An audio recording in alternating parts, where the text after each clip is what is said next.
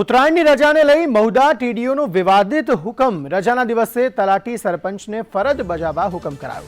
13 અને 14 જાન્યુઆરીએ ગ્રામ પંચાયતમાં હાજર રહેવા હુકમ કરાયો।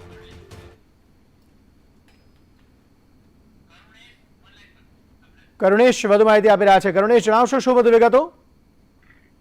જી અંકિત, તો જે રીતે આ ટીડીઓ દ્વારા હુકમ કરવામાં આવ્યો છે, જે હુકમમાં જણાવવામાં આવ્યું છે કે 13-14 જાન્યુઆરી ના રોજ જાહેર રજામાં હાજર રહીને તમામ જે કામગીરી છે એ કામગીરી પૂર્ણ કરવાની રહેશે, તે પ્રકારનો હુકમ ટીડીઓ દ્વારા આપવામાં આવ્યો છે।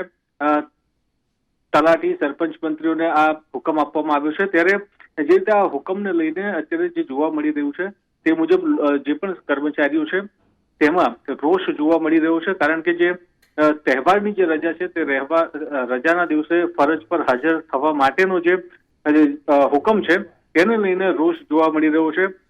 અને ટીડીઓ મિટિંગમાં ઉપલા અધિકારીના ઠપકાથી બચવા માટે આ હુકમ કરાયો હોય તે પ્રકારની અત્યારે વાત જાણવા મળી રહી છે।